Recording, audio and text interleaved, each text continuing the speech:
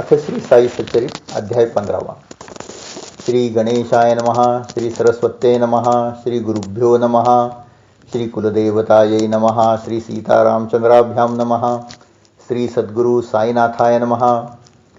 अध्यायाची सुरुवात करताना हिमाळपंत म्हणतात, गुरुकृपेने ज्यांच्या अनेक जन्माचे पुण्य जमा झाले आहे अशाच लोकांना श्री साईबाबांचे दर्शन लाभते।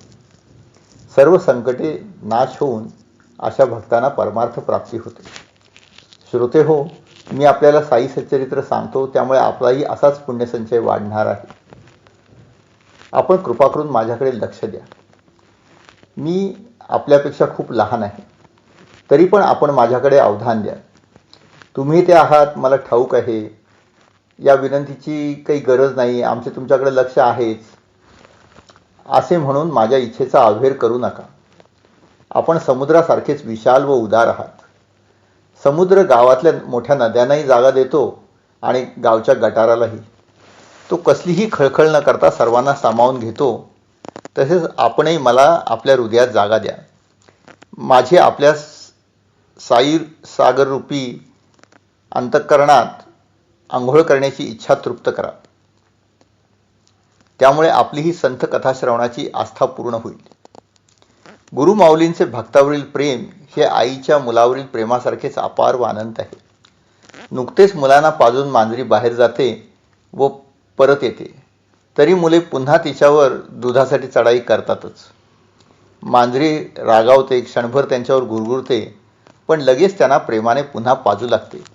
मुलाच्या तीक्ष्ण नखाने तिला त्रास न होता उलट जास्त दूध येते व मुलावर प्रेमाचा वर्षाव करत ती त्यांना पुन्हा पाजते। याच प्रकारे साईबाबांना आपण किती त्रास दिलात तरी ती माऊली आपल्यावर जास्त प्रेम वर्षाव करत राहील। हेच सांगणारी आता चोळकरांची कथा ऐकू। एकदा ठाणेगावी हरिभक्तपरायण दासगणू महाराजांचे कीर्तन सुरू होते। महाराजांची रसाळ वाणी आणि एकही पैशाची अपेक्षा न करता केलेले कीर्तन यावर श्रोत्यांची उडी पडे। दासगणू फक्त पंचा घालून व चिपळ्या हाती घेऊन कीर्तन करत। अंगरखा, फेटा, उपरणे त्यांना वर्ज्य होते।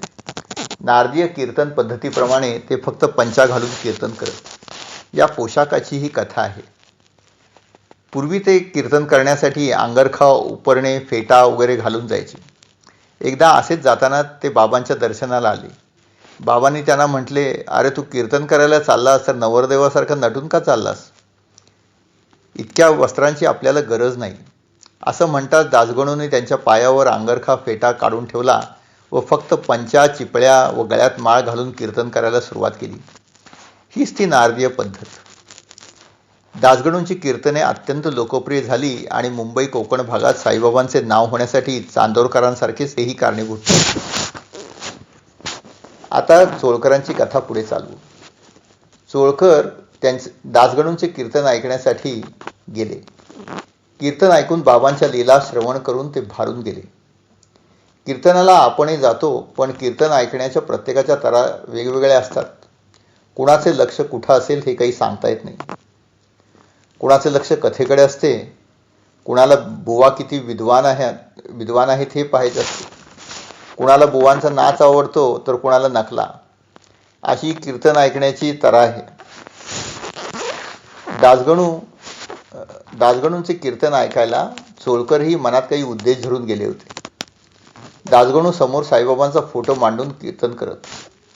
बाबांच्या लीला ऐकून चोळकरांना आनंदाचे भरते आले आणि आपलेही काम तिथे होईल याची त्यांना खात्री पटली। ते एका परीक्षेला बसले होते। सरकारी नोकरीत कायम होण्यासाठी ती परीक्षा पास होण्याची गरज होती, म्हणून त्यांनी बाबांना नमस केला की बाबा, माझ्यासारख्या गरीबाला सरकारी नोकरीत कायम होण्यासाठी ही परीक्षा पास होणे अत्यंत आवश्यक आहे।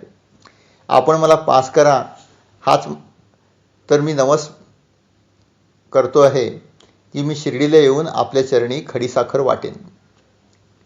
बाबांची कृपा झाली आणि चोळकर परीक्षेत पास झाले। अर्थात ताबडतोब त्यांना शिर्डीला जाण्याची आणि खडीसाखर वाटण्याची इच्छा झाली, पण घरातल्या गरिबीमुळे तेही जमेना। गरिबांना आपला उंबरठे घाट सुद्धा ओलांडता येत नाही हेच खरे।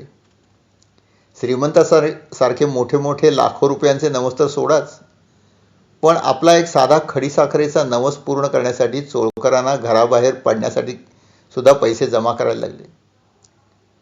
चोळकरांना वाईट वाटले आणि ही दिरंगाई त्यांना अजिबात पसंत पडली नाही. म्हणून त्यांनी मग आपल्या चहात साखर घालण्याची बंद केली की जोपर्यंत मी हा नवस पूर्ण करणार नाही तोपर्यंत मी बिनसाखरेचा चहा पिन, असं त्यांनी प्रायश्चित्त घ्यायला सुरुवात केली. शेवटी त्यांचे पैसे एकदाचे जमा झाले आणि ते बाबांच्या दर्शनासाठी शिर्डीला जाऊ शकले. त्यांनी बाबांच्या चरणावर डोके ठेवले आणि खडीसाखर वाटून ते कृतकृत्य झाले. चोळकर जोगांकडे उतरले होते.